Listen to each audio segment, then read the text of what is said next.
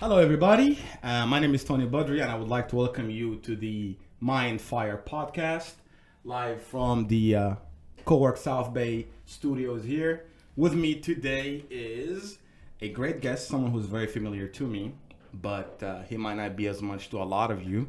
My intention is for you guys to develop a rapport and familiarity and appreciation for him as much as I do. The intention of this podcast is always to inspire and to create an aha moment within the listener.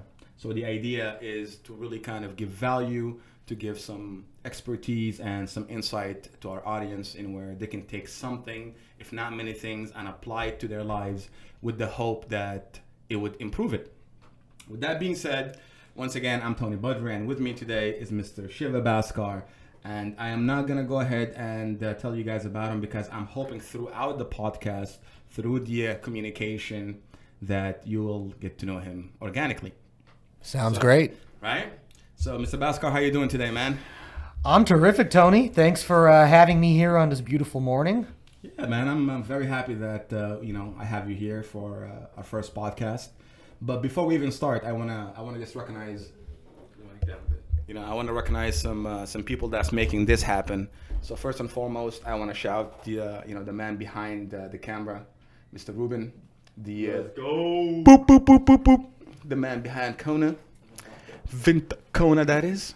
And also we got with us here, helping us with everything else, is Mr. Carlos, the wonderful, the man behind a lot of the beautiful things you guys see on social media and Instagram and Zabi brand and many other really cool brands. He's a wizard. He's quite a wizard. So, Mr. Bhaskar, what I really I love about what you do, man, you are one of the few people that has tremendous amount of accolades, and you work and you serve in a space in where you're actually passionate about. Absolutely. I live and breathe this stuff. That's for sure. Yeah, and you know what? It comes off across, and many people out there, they've gotten used to the rat race. They got used to kind of trading the time for money. Working a job, and what's interesting, kind of in the internet age now, where there's a plethora of information availability. People are getting information, so there is this sense of aspiration to kind of find something that gives the person a sense of purpose and self-actualization. Now, before we go back into that depth, can you just kind of share with our audience a little bit about what you do now, and we'll talk about how you came to that. But can we just tell them what you do now? Absolutely. So I am the co-founder of Tier 1 Credit, as well as the head attorney for the company. Tier 1 Credit, for those who are not familiar, which I'm guessing is a good portion of you, we're a credit repair and restoration firm based here at COWORK, actually, in lovely Torrance, California. What we do is, in a nutshell, help people live a better life through better credit. And the way we do that is through a variety of strategies, but really focused on helping folks ensure that they enjoy the most accurate credit report possible and the best credit score, and that they're able to use that strong credit to build a better financial path and ultimately a better future for themselves. That's fantastic. So that's what we do. Yeah. That's awesome. That's pretty awesome. And before you started serving, with Tier 1, you are a licensed attorney. You have many people that trust your word and follow your advice online. Are not arguably millions, if not hundreds of thousands for sure, because I looked it up. Sure. But arguably millions of people kind of trust you on all over the internet. Did you start off being in the consumer rights niche of law? How did you fall into that? Can you tell us about your law school experience? Sure. So I did not start off there, and it's been a long, strange journey, but a beautiful one nonetheless. So I attended college. I grew up here in Southern California, born on the East Coast. Attended college at UCLA. Nice. So I was there for, I would love to say 4 years, but a little more than that. Took my time, an extra quarter. Then I graduated. Could not stay away from UCLA, I suppose. So I decided I wanted to go to law school. So I started law school about 18 months later after finishing up undergrad, and I was at law school at UCLA from 2007 to 2010. And while I was in law school, I always saw myself working as a corporate attorney. If those of you who remember the 2008 financial crash and what was going on around that time, in the lead up to it, there was a lot of activity, whether it was commercial real estate activity, mergers, acquisitions, IPOs, a lot of economic activity. And so I figured I would be an attorney who worked in that space and eventually pursue something around that, sort of in the financial sector or business related, but start out as an attorney there. However, as they say, men make plans and God laughs at them. Indeed. That's not what happened. So in 2008, for those of, I know you remember this well, there was a company called Lehman Brothers that collapsed. Yes. And that was the lead up of about September 2008 that happened. That was after about over a year and a half of financial disaster that was going on with the subprime mortgage market. And, the worst recession that the United States had Sure. And globally, really.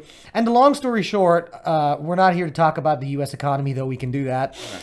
I was not able to get a job as a lawyer at a law firm like I wanted for that reason, because needless to say, when the economy is not good, you're not going to hire more people. Sure. So I came out of law school in 2010. I had a lot of student loans, like probably many of the folks in your audience. I know all about that. Yeah. A lot of us deal with it. Could not pay the loans. Well, I could, but I kind of just neglected them and let them go. As a result, my credit was ruined.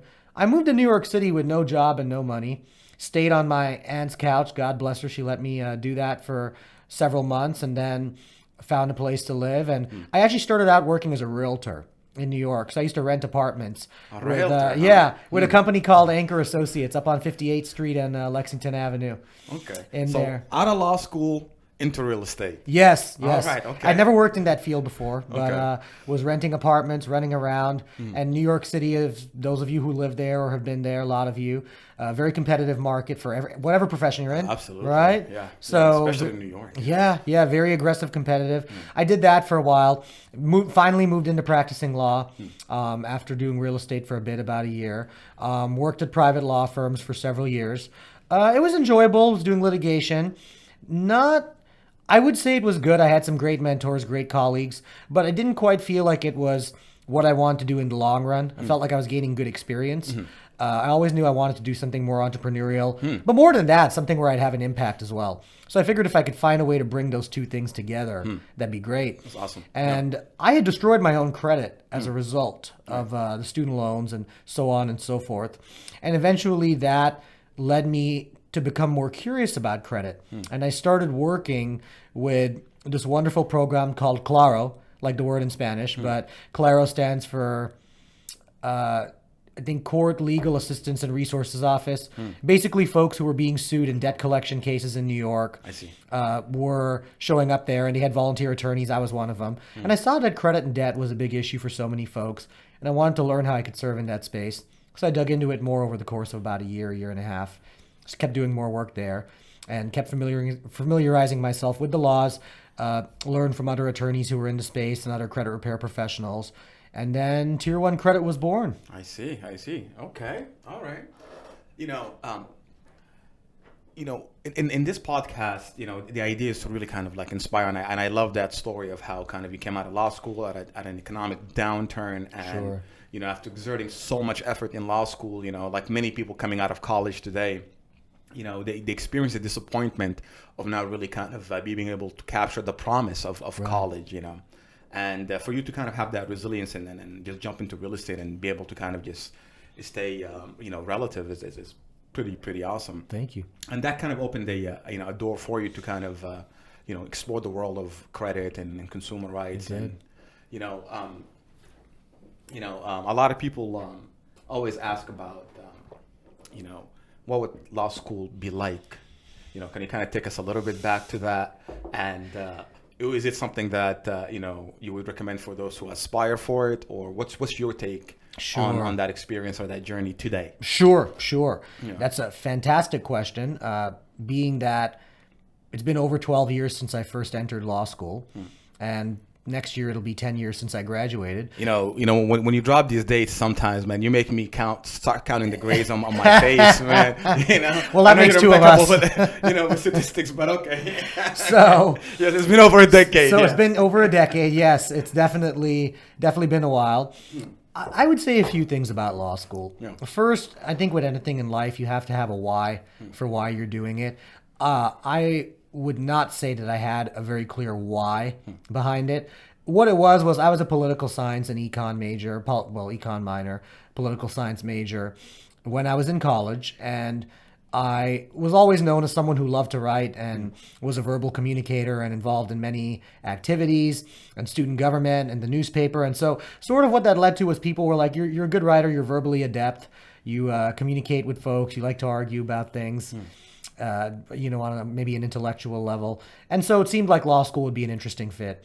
And that's what I did. I would say, I think law school offers great training in terms of how to think and analyze problems. I think the practice of law, really you have to ask yourself what it is you hope to achieve or accomplish for a few reasons. Number one, law school's not cheap. You are talking about anywhere from, let's say you get a scholarship, different story. But if you didn't, I didn't. And most of us are not getting a scholarship. Yeah, I did not. Right. I just paid for the regular folks. Yeah, talk to us. I paid for. I had to get loans like everyone else, and most of you would. You're talking about $150 to maybe $230,000 if you, depending on the school. In a span of 3 years. Correct. That's assuming you graduate. Correct. Right. Yeah. If you don't graduate, then you're really. So if you don't graduate, you're not responsible for the debt, I'm assuming. Oh, if only that were the case. Right. If only that were the case. Sadly, you are responsible for it, and we have clients who've been in that situation, and we have clients who are practicing attorneys who, had good practices, but the debt was so high that they even had to take different payment plans. So it's an expensive undertaking. You'll meet some really, really, really smart folks. Without referencing law schools, depending on the law school you go to, you'll meet some really smart folks. Right. I can give you, there's a lot of lawyer jokes that all of you have heard, and I laugh at them all the time. But depending on the school, you'll meet some really great people. Do you have a great lawyer joke that you'd like to share with us? I'd love to I hear have one that just popped into my head. Please. Okay. So, someone's in the courtroom. It's a coroner, right? When someone passes away, they do the autopsy. Right. Coroner is there testifying about the person and how they died. And it's a murder case. The defense attorney is questioning the coroner. And he says, but doctor, how did you know that the victim was dead, was deceased? How did you know that? How could you be sure? And the coroner says, well, counselor, his brain was sitting in a jar on my desk. And then the attorney doesn't miss a beat. He says, okay, thank you, doctor. But is it possible that even though the brain was sitting there, this person who's supposedly deceased was still alive somehow, even though the brain was sitting in a jar on the desk? And of course, the doctor is a man of great humor and pauses for a moment and says, I suppose it's possible that that his brain was in the jar on my desk and he was practicing law somewhere in this exact county right now. The point being, the guy is brain dead. Yes. So, that's one of the favorite ones that I like to share with everyone. That's actually a really good joke, actually. I like that. So, yes, depending on the law school, you'll get a lot of that. But I'd say with law school, it really depends on the goal. If you want to work at a corporate firm and you want to do that, understand what that environment is like. I think it can be a wonderful place to work for some folks. I think for a lot, it's not. It's intense. It's hard work. There's a lot of burnout. It's very, very, very intense. It's extremely intense. There are some people that have a very kind of paved path or clarity in what they want to do. For the folks today, that want to develop or want to serve at a professional level.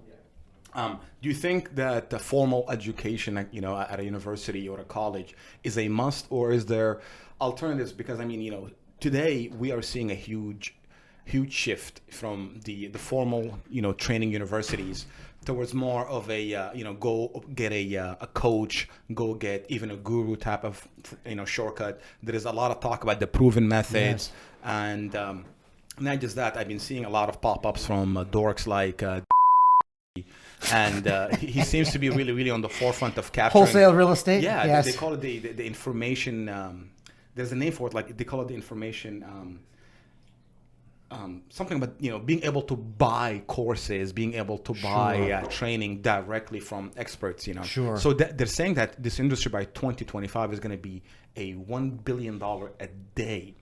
I believe so for that. all the folks who are kind of creating digital assets that teach people, how to do certain things, Sure. there's a huge and ever-growing demand. So what do you think about that? What do you think if there's somebody out there that has a very specific idea about what they want to do, or maybe they don't know what they want to do? How do you think they should approach the attainment of knowledge or licensing or certification today? Tony, I think there's many approaches to it, and none of them. It depends on the person. None of them will be right for everyone, nor will any of them be wrong for everyone.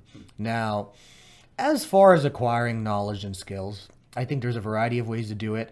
The best is if you're interested in something, find a way to give it a try and find a way to be around people who are doing it. So you mentioned Mr. Graziosi. He has been around the world of real estate and wholesaling of real estate and I think flipping houses and so on. If you're a young woman, young man who's interested in that line of work, one of the best things you could do is go to a meetup in your area and meet. We have one right here at COWORK South Bay. I know. Meet other real estate investors and other people who are doing it, and maybe find someone who might take you under their arm. And you don't have to pay them necessarily. You can sort of reciprocate the mentorship by bringing them value. I have one of my mentors who's a landlord here in Los Angeles, and when he has legal questions that he has or financial things he wants to be connected with a lender or something, I put in the time to go do those things for him. So you can find people who will mentor you without you paying for it. I'm not saying not to pay for it. There is a role for paid education, 100%. But you can learn a lot. Try it out, see what other people are doing, see how much you can do, balance the risks and the reward, take some risks, but also be aware of that there are downsides and upsides. Be patient, realize it doesn't happen in a day. I would say as far as paid mentorship, look at who's teaching you and what they know. Look at their credentials. I think one thing I'm wary of is people who sell a lot of courses in a lot of different spaces where they don't have one expertise. Absolutely. If you're the one person who's going to sell me a course on Google AdWords, and I took a terrific course on Google AdWords on Udemy, and that's what I learned a lot for our company about. If you're going to learn from one person who's an expert, that's terrific. Really, you should do it. But if you're going to learn from someone, I'm not going to name any names, but y'all can fill in the blanks. You're going to learn from someone who's going to teach a course about how to use credit cards and about real estate and then about digital marketing and then about, opening a marijuana dispensary and all these different things. If they're bringing in experts and all of that, okay, maybe it's good. But I'd say pick something and really drill down into it and find someone who's the expert in it. So you're pretty much saying avoid.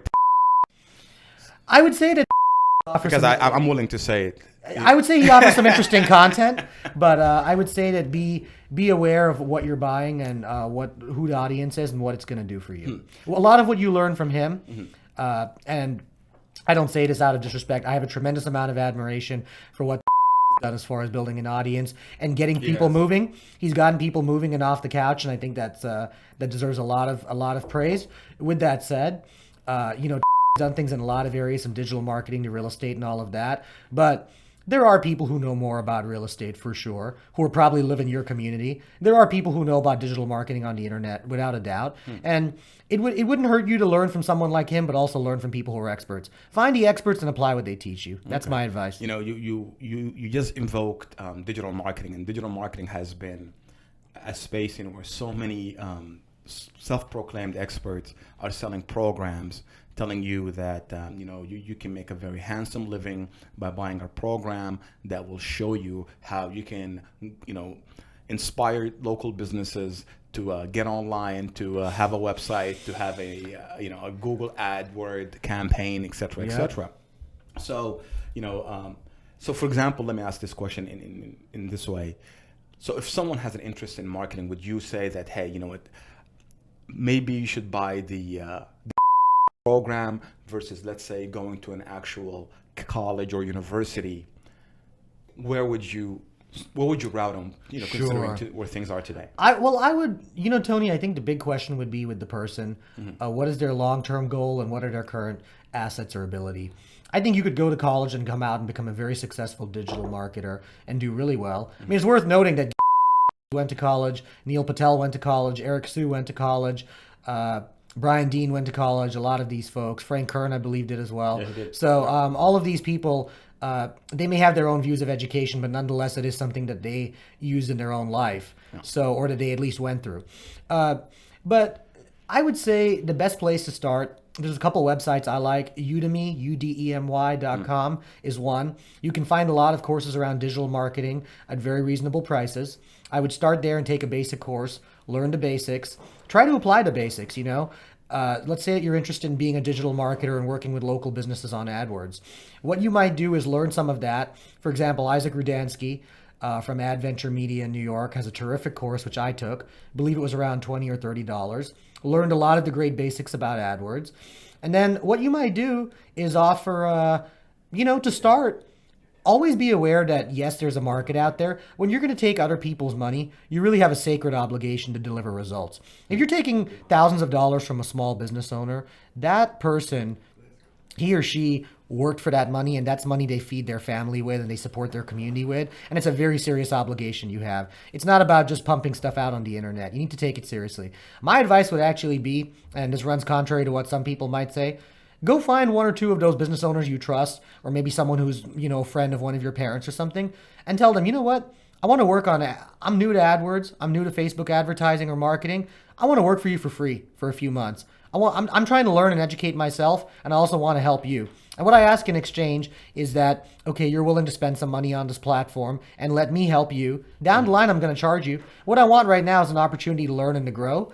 And maybe you can give me a reference and give a testimonial about me and give a review about me. And I'm going to sort of use that to grow. I one of the most successful credit repair business owners I know, he was new to credit. He didn't come from a legal background. He worked on about 40 or 50 people's credit for free before he ever went and charged anyone, because he said, I want to know what I'm doing first. So go offer to help some people. Take a course, do a little, go to your chamber of commerce, go to a local meetup group, offer to find a few business owners, maybe someone who doesn't understand this stuff, and tell them, be very open that you're learning and you're doing this, but for that reason, you're not going to charge them until you start seeing real results. I assure you, you coming in as a young person who says that, or even an older person who says that, and being so sincere, that person will pay you when you start delivering results, and you will have it clear on your conscience that you're doing a good job for them, and you'll get a great learning experience. Now, it doesn't mean you might, in the meantime, you might be hustling and doing other jobs, but until you build at least a little bit of, not even a track record, but real knowledge for yourself, it's not really fair to someone else to say, hey, I'm new to this, I just took one course, I want to run a $5,000 a month ad account for you.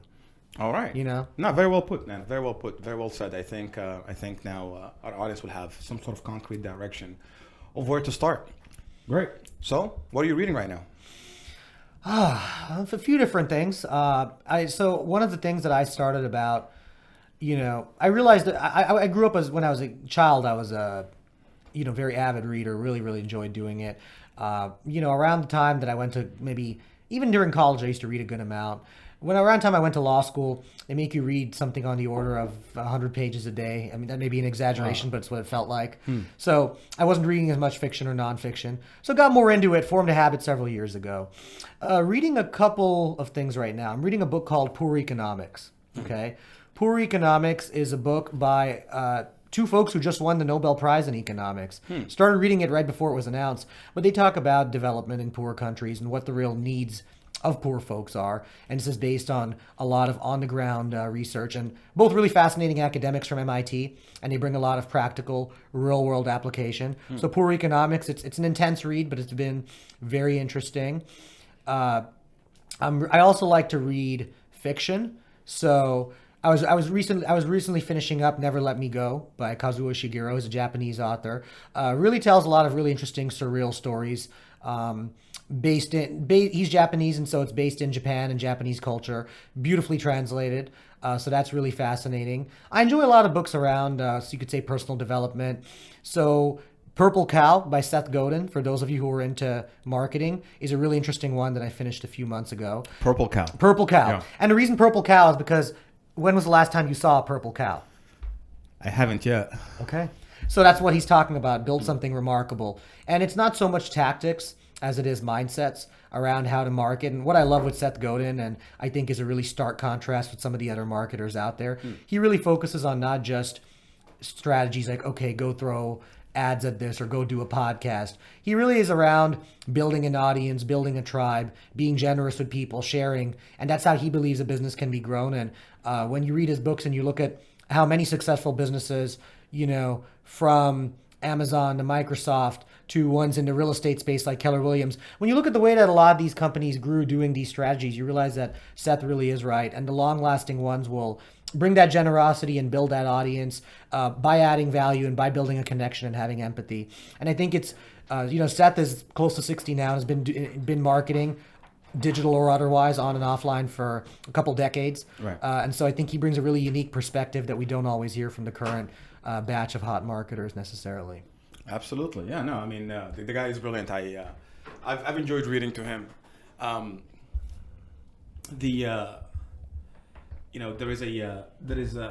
a big fan of Tony Robbins, that is, and I grew up learning from him and trying to kind of adopt a lot of his mindset towards leadership. And, and also behind the essence of this podcast is to develop growth in mindset, in spirituality, and also in one's own finances. Mm-hmm. So what would you recommend for our readers in terms of like books in thought leadership or just in leadership in general? Or can you just talk to us about leadership and how you develop some of your own leadership skills? Sure. So I actually have a course on this. It's $49.95, so I can't answer that question. Go to shivabhaskar.com. You can buy it. Right. Free ebook included. I'm kidding. Right. Maybe we'll do that. But it'll be a great idea, actually. Yeah. But so as far as leadership, I think leadership is a widely misunderstood concept. I don't think that I fully understand it. I don't think anyone fully does. I think you learn by doing. I think a lot of people think of leadership as the stereotypical corporate executive who's screaming at everyone.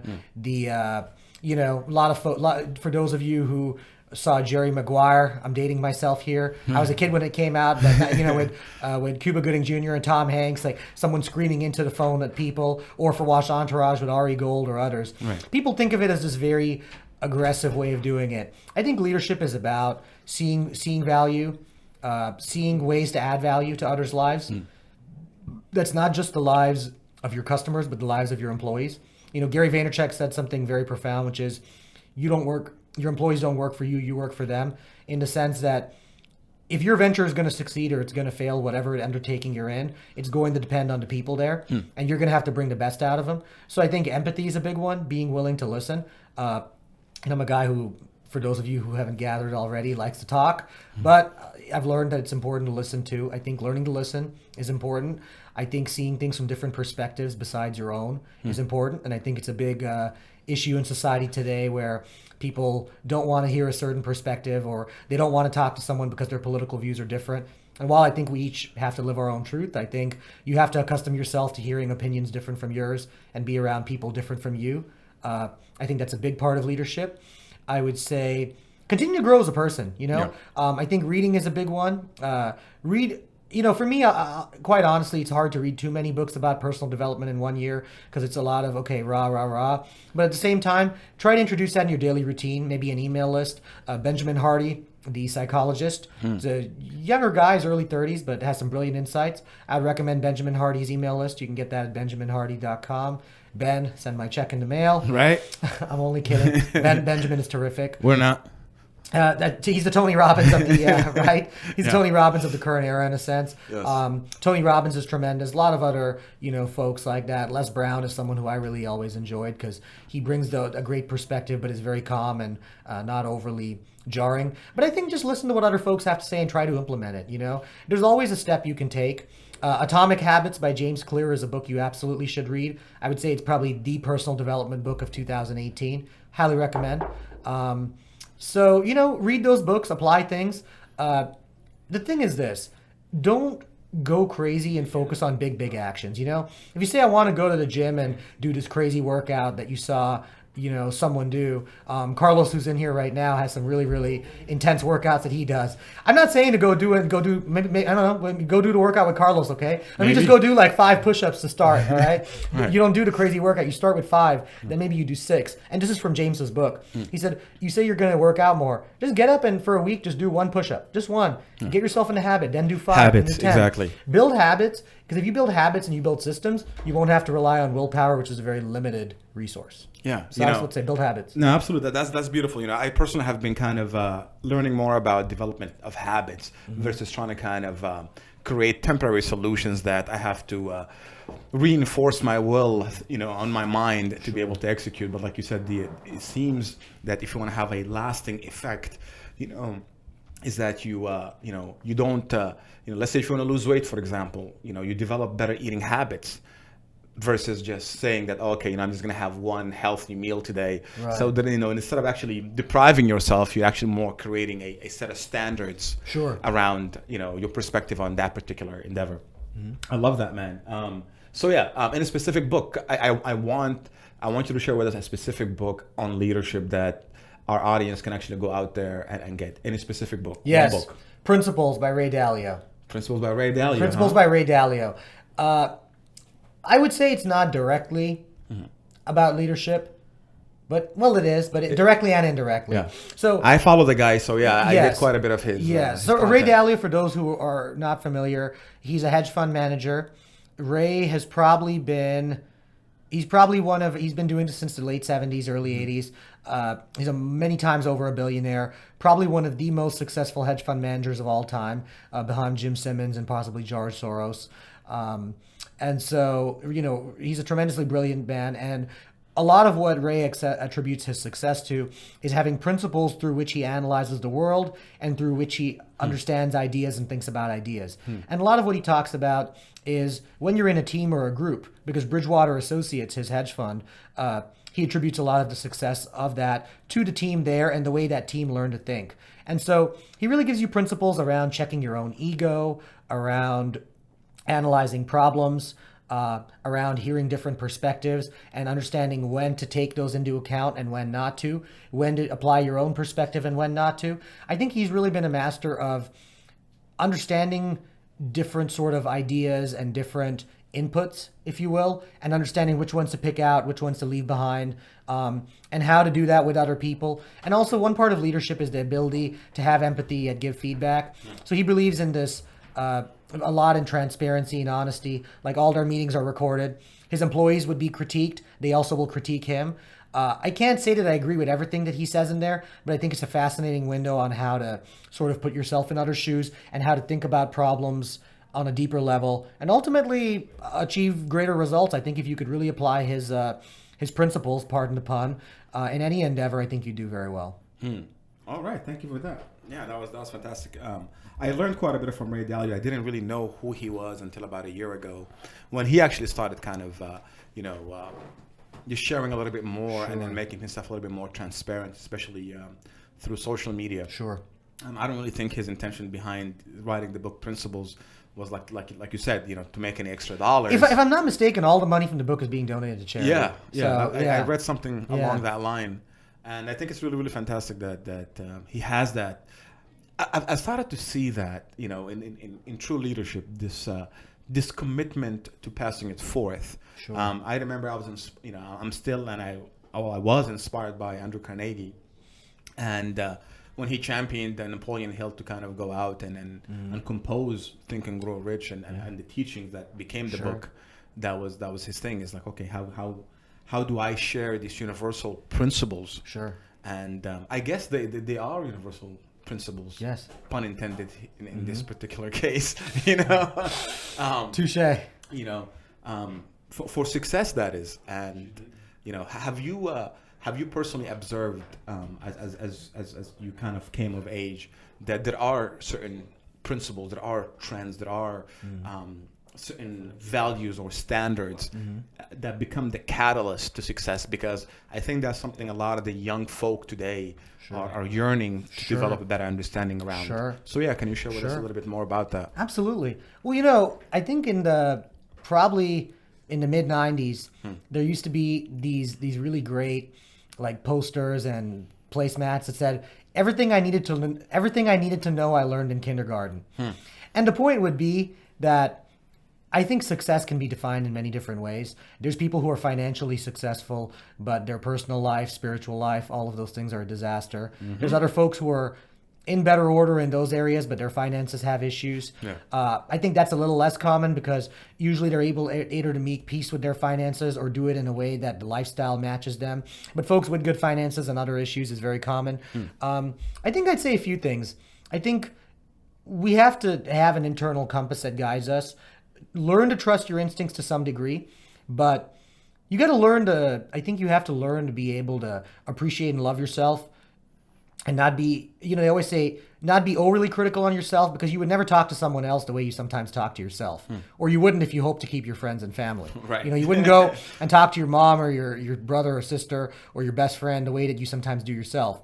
And so understanding that you're a person and you have to grow and get better. And so you'll make mistakes. Say, you know what? Today wasn't a good day. Today this happened. Tomorrow will be better. I think that's a big one, giving yourself room to grow. I think figuring out, and it's a continuous process, but understand that while we have to live our own truth, you have to, we're in life with other people. And if you didn't have any other people around, I think it could make for a very lonely existence. And sadly, there's a lot of folks who are dealing with that, unfortunately, and we've all been there. We feel alone, but I think have empathy for others. I think really cultivate and focus on cultivating friendships and relationships. I think it's something that I used to do better when I was younger and less busy, and I don't do as well now. Something I'm trying to work on, staying in touch with friends. And, you and I have talked about this. You get caught up in your own life and it's tough to do, but I think there's a lot of value. So, not to live life for others, but be a giver. Be a giver to others. Don't always say what's in it for me. Ask yourself, what is the value I can give this person right now that will just make their life better in some way? Because if you believe in it, you pay it forward, it always comes back around to you. You see the people who have the most, they also gave the most in a lot of ways, That's not true in every case. Yes, there's all the bandits and the bank robbers and the, scam artists and the slumlords and the rest, but there are a lot of people who they found a way to give to others and that came back to them. So don't always ask yourself, what can I get out of this? Say, what can I give to this other person? You can go overboard and then do it for everyone, but by and large, I found that people who give to others and find a way to give, by and large, they tend to land on their feet and they tend to enjoy success. Whereas people who count everything and look at relationships purely transactionally about what can I get from the other person, generally other people start to sense that. I will tell you, I have a very keen eye for when people are purely trying to get something for themselves and they're not looking at any value for me. I sense it, you sense it, and I think people pick up on it. And it's that networking event, the one gal or the one guy who's out there handing their business card to everyone and shaking their hand and telling you what they do and they don't care what you do. Don't be that person. I'd say that. But other than that, I think integrity and honesty. I know it's a cliche, but be honest with yourself if with no one else. You don't always have to say what you think to everyone. I know this whole keeping it real, go say this to this person, go say that to that person. I gotta be me. There's nothing wrong with that, but you know what? Taken too far, we are in the social media era. You need to be aware that not everything that pops into your head, you need to say it. I see a lot of young folks who are really kind of sabotaging themselves with their careers or getting into college or doing stuff because they go and say something on tape. We all made mistakes, and you and I were fortunate enough not to have a camera, everyone walking around with a cell phone camera to see it. But I think just be aware of your conduct, how you conduct yourself. Be true to yourself, but balance that with being aware that you're in life with other people should be considerate. And more than anything, form good habits.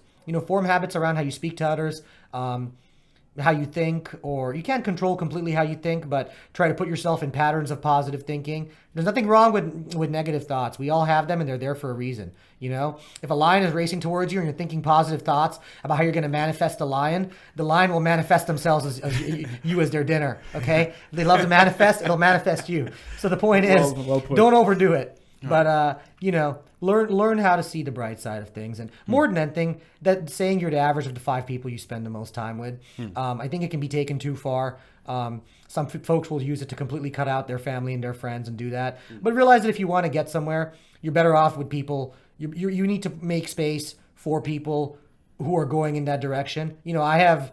You and me go way, way back, and I have friends from the time I was 4 and 5 years old, and I love them. But at the same time, I understand that if I want to pursue some of the things I'm pursuing now, they're my friends. We have that relationship. We'll spend time together. But you also need to be around people who have done those things. You know, I didn't grow up with friends who have necessarily built companies and sold them for tens or hundreds of millions of dollars, or helped people with their finances, or built empires in finance or real estate. But I have mentors or other new friends who've done some of those things, or who are doing those things. Let's try to learn from them. I think that's what's applicable. Yeah, That's a great balance. I heard it one time being put in a very interesting way. It says that folks that really want to kind of give and also obtain the most, they divide their times in thirds. You know, a third of their time that they spent with people that they want to be like in 10 to 20 years. You know, people that inspire them. And then another third of that time is, you know, their peers, people who are just like them on the same quest, on the same path, and heading in the same direction. And the other third is folks that want to be like they are, and they can inspire them. So there's this really unique sense of kind of like, you know, getting and giving back at the same time is this perfect balance almost type of thing, you know. And I think it's very critical. You just hit upon a very important point. Because understand that if you're with all the people who've done it already and all that, they did it at a certain point. Maybe they did it in the recent past, but your journey may be slightly different. It's an ever-changing world.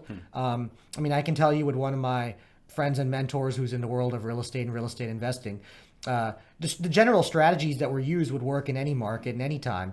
But some of the things that were more difficult when he was doing it, like buying properties with cash, are easier now. But other things like getting brokers to show you deals first are harder now because there's more competition. So you have to adjust. So if you're around people who are doing it while you're doing it, you're going to learn from them and they'll learn from you. And remember, the folks who are kind of not above you but who've done it already, you can add value to them as well.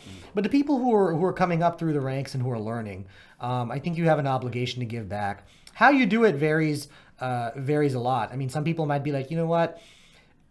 I don't want to per se sit there and mentor some, you know, young woman, young man, and have them come to me every week and explain things. Maybe you go create YouTube videos where you talk about these, you know. Maybe you write an ebook or do a podcast on it like we're doing right now. There's many ways to give back, or you volunteer in your community. And even if you're not working directly with those folks, you're, you know, helping the school or something, and you're you know, improving the environment locally, something like that. Find a way to give back to the society, because ultimately whenever you give back, you're giving back to the younger folks who are coming up. You are. Even if you don't do it directly. I know not some people like to work a lot with younger folks and kids. Some people may be like, you know what, I got to do me. I have my own priorities. You can always find a way to give back. Awesome. No, I absolutely agree. You know, we live today in a world that is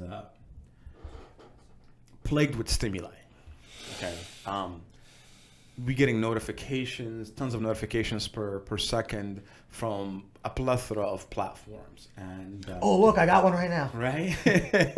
Yeah, you know, being on a podcast, I did actually, and not having that rush, you know, that deep desire that's almost kind of like innate now, you know, instinctual, to pick up the phone and check. So we've seen how, you know, social media, or this interconnectedness that's created by the digital age, has, yes, developed a lot of interconnectedness, but also creates a lot of separation, marginalization, and anxiety for people.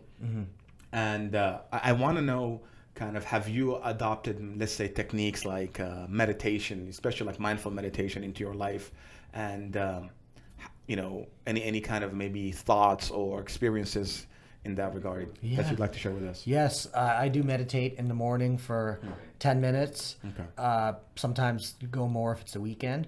It does, as far as meditating, people could take a spiritual quality to it, or they could not. You know, I don't think you need to be of any particular religion or faith. You could be of any of them, or you could be of none of them. Whatever it is, I don't think, while meditation may have a religious kind of association, or it's kind of tagged with that, I don't think that, you know, it needs to be for any religion. It's really about being still and being quiet. And by the way, Ryan Holiday's book, he suggests about book, Stillness is the Key, which recently came out. Just started reading it. Highly recommend Ryan Holiday's books if you're into these topics of thought and mindfulness and meditation. But anyhow, I think it's about being still, putting away stimuli, and just letting your mind just be. And your mind will wander, so maybe just focus on your breathing. Just say, just breathe in, breathe out. You know, just do that. You don't have to think about this. If thoughts pop into your head, don't get mad at yourself. Just let them be there. but just let them pass. Okay, you can observe them, but pretend like you're observing externally. I think meditating will get you in the right frame of mind. You can meditate just to be mindful and to be relaxed, or you can meditate and sort of think about your goals and do all that. I think a great way to meditate is to do some meditating and then journal. Or to really journal and to kind of write down your goals and your plans and what's in your head. Just be very honest with yourself. What's bothering you? What's not? Did someone say something that you didn't like? Did you say something that you think you wish you hadn't said? Just reflect. I'd say meditation and reflecting is key. I think as far as social media, obviously for our company we use it. Generally speaking, I'm someone I was probably in the first 0.3% of Facebook users because I was in college when they came to UCLA, and I think we were in the first 10 or 15. Facebook, Instagram, they're all great. In a sense, I'm on a hiatus for a couple more days not using it. But generally, I think social media use should be limited. I think there are positives to it. You could be in a private Facebook group with other people who motivate you, or you can see your friends' birthdays and your kids. And I don't think social media is bad per se. I think you should limit the time you see it. For me, it's like once a week. Once a week. And I found that sometimes I do it once a week and I'd keep scrolling the whole day. So what I would do is I would go download from the Android store the Facebook and Instagram app, view it for the time I wanted to, and uninstall it sometimes just so I wouldn't get distracted again. That's what you have to do because it's built to addict you. Yeah. So I'd say don't get too into social media. Cell phones, one of the things I started doing recently because mine was constantly distracting me. We had clients who were calling us directly and so on. What I said was in my voicemail, I clearly say, please leave me a voicemail or send me a text. Okay, so someone's going to call you. They can call you or text you, and you'll make a point to call them back. And if it's something that's important or something of relevance, that person is going to leave you a voicemail or a text. If not, it's not there. So I actually think put your phone on silent unless you're in a job where you need to be responsive immediately or you're taking care of a loved one and they need to reach you or something. Other than that, put your phone on silent and put it somewhere where you have to get up and walk. So like I'm working that office over there, and I've started recently the last month or so putting it on my gym bag, which is about 20 feet away, and it's on silent. So if I want to look at it, I can't just pick it up and scroll through and say, the dopamine rush. It's like they're pressing a button, right? Yeah. I can't do that. I have to get up, go there, come back. And like, you're going to feel weird after a while. You're sitting in your chair, you're doing your work, you're doing whatever. And you could be meditating, you could be reflecting. You're going to feel weird that you have to get up, walk 20 feet, walk back to go get this thing. It's just not going to make sense. And that's how you break yourself of it. That's a pretty cool hack, actually. Yeah. So I learned that from someone else. And I think there was an article about it, a lot of articles recently. But just change your environment. Change your environment. You were wiser about it than I did. I just completely cut it off. Now you're unreachable. Yeah. Now we can't reach you. Now unless you email me and I check it some. Yeah. But that immediate response is something that I no longer kind of have. Yeah. You liberated yourself. I did. To be fair, Tony was. I think what Tony did is what a lot of people might be doing in a couple of years. And I'm in a couple WhatsApp groups with a lot of family and friends, and so is he. But as wonderful as those are, you can pick a time of the day when you laugh with folks and you write back and you joke about it. You can do that in your lunch break or do it a couple times a day. I think focus on, I learned because we used to get so excited when we were first starting out. Oh my God, I have a client calling me. I have so-and-so calling me. No. You know what? Follow up on things promptly, but if you check your phone every 3 or 4 hours, there's nothing to say that. I think 3 or 4 hours on emails or that, or even once or twice a day is very reasonable. Yeah, no, I earlier we touched base about how as you get older, you might have fewer relationships, but they're deeper. Yeah. The same thing when I gave up my my capacity to be able to be instantly reached. Right. Is that now. And instead of me just kind of jumping from one conversation to the other, when I do engage in conversation, I engage in a lot more present, a lot more connected conversation. Yes. Because they take place at the most appropriate time. Yes. So I am not in a rush, to just kind of, get through the conversation, whatever, whether it's just a social conversation or a business, conversation. Right. So I clearly see that now, So yeah, I thought it was just like something that made me more actually effective. Absolutely. Yeah, or 100%. even more efficient, I should say, since effectiveness is the function of efficiency. Sure. It made me more efficient because now I can better schedule my mindset, my time, and even be able to kind of give more value. Yes. You know, whether it's because I'm more focused on the call or because I'm more relaxed or I'm more present versus, you know, I'm jumping from a LinkedIn message over to an email, back to an Instagram post. Your brain is not designed for that level of jumping. I mean, it's very nice. And not just that, you know, I think since we touched on meditation has, like the many people have experienced, has given me clarity to be able to see myself in that, you know. Sure. I mean, you know, you like you said, okay, fine. Somebody, you know, types a like, so okay, that elevates my stats. My serotonin is running down my spine, or I don't know, somebody comes and I don't know, high fives you, the type of thing. Now oxytocin is running. So I learned to better manage my brain chemistry a little bit better. Through learning about its existence, and second, practicing meditation. You know, it becomes a little bit kind of clearer. And it's interesting. You also touched earlier about how meditation has some sort of a religious attachment to it. And I was personally apprehensive about it in the beginning because I thought it belonged to a specific religious persuasion. And it wasn't until I really kind of educated myself about it and became aware of it. It's spiritual power, it's physiological power, it's mental power. It's really something kind of just gives me an aha moment every time I'm in or, you know, out of it, day or night. Absolutely. And now it's something I do day. And a lot of your insights, a lot of the creativity will come when you're at rest. You know, this is kind of, I think you touched upon that. You need to accustom your brain to be still and yourself to be still, your body too. To get that. You know, I had an interesting creative insight, which I shared with you yesterday, I think. It came to me before I was about to go to bed, and I'd been try to unwind for 10, 15 minutes before I go to sleep. And it came to me then. It didn't come to me while I was in the office typing away and frantically coming up with ideas and things to say and do or market or write in attorney letters. It didn't come then. It came later. And Benjamin Hardy, the gentleman I mentioned, a psychologist, he talks a lot about this, and I think it's a very important point. You got to give yourself time for rest and recovery. I think, you know, whatever faith you are, there was always that concept of taking a time or a day when it was like, okay, you did this and you went and prayed or meditated or went to the religious community or whatever. And in general, amongst people, there's always a role for that, whether you're of any religion or none. I think ideally you can find a day, or at least find a part of a day, where you just unwind and don't do much of anything. Do something you enjoy, sure. Watch Netflix or, you know, YouTube, or go for a run, do something like that. But just find a way to just unwind yourself and be still a little bit. I think that's very crucial. I think a lot of people are looking for all these big creative breakthroughs or insights about their life. Like, if you're working all the time and you're working 13 hours a day and nobody really works, you only have about 5 to 6 hours of good you know, energy to do that. You're not really getting that much done. Find some downtime. You know, if Bill Gates, of all people, when he was building Microsoft and to this day, could find time when he'll go to the mountains or the woods for a week and not really talk to anyone and just reflect and write and think, if Bill Gates can find time for that, then I assure you, any of you can. Awesome, man. All right.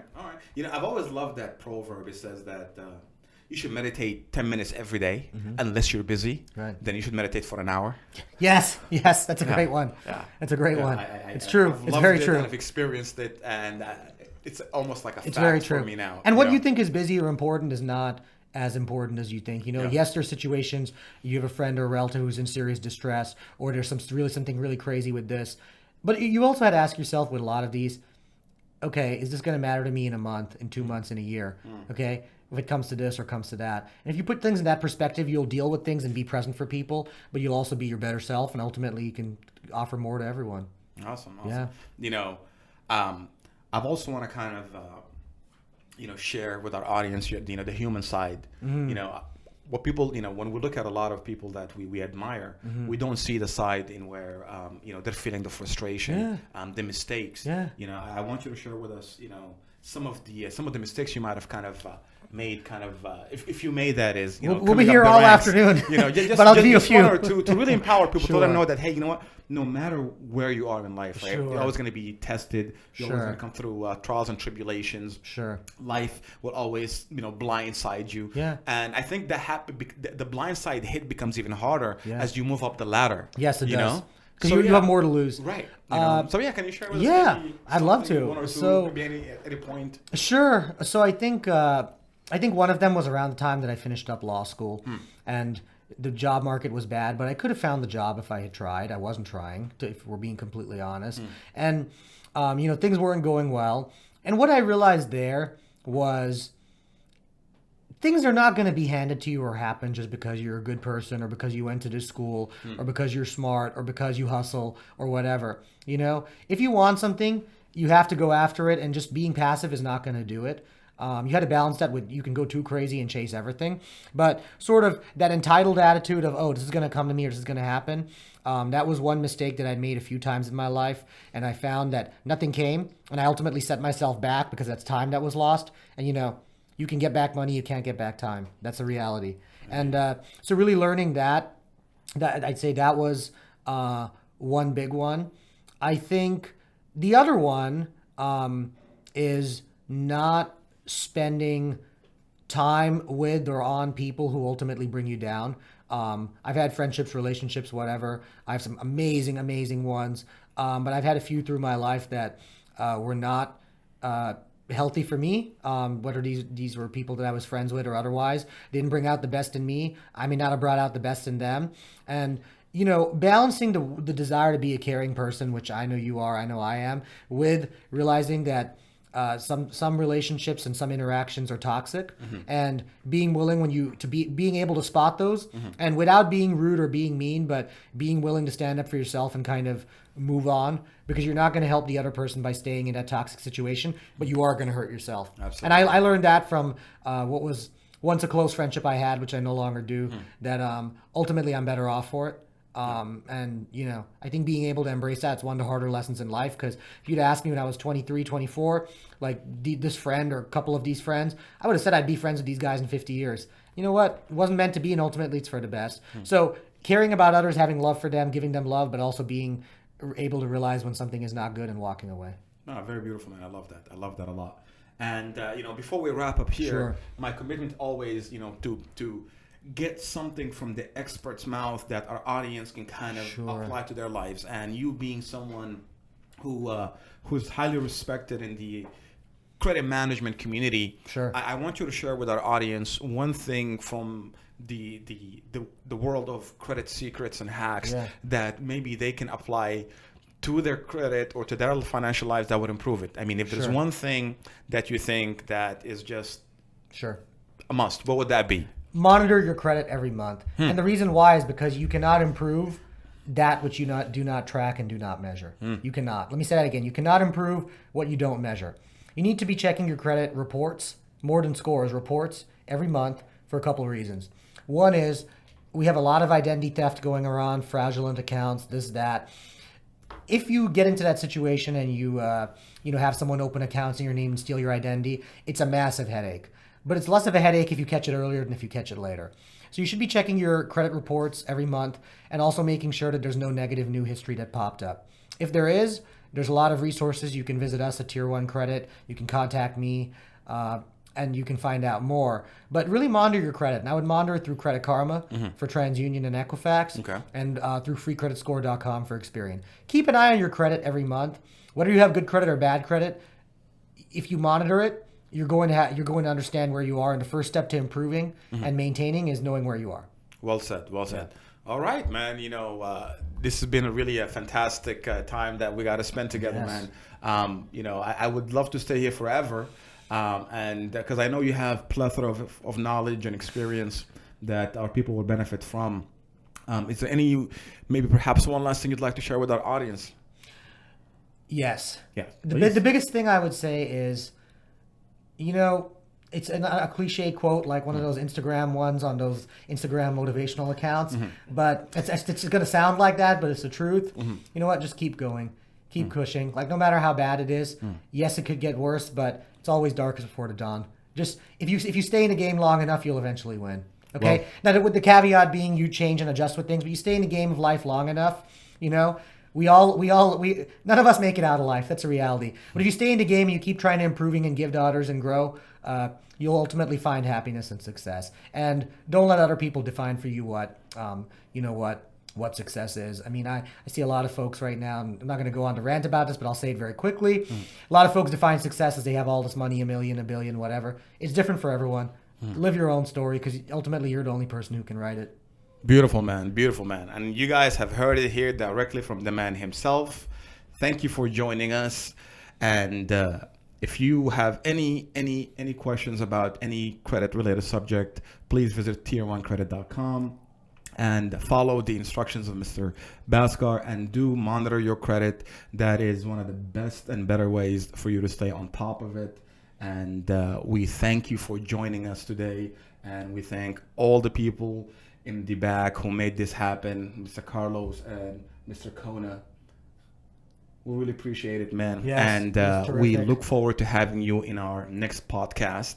With that being said, thank you so much for your time. From the COWORK South Bay podcast studios, I'm Tony B with Mr. Bhaskar. Thank you for tuning in, and I will see you soon. Thank you. Take care.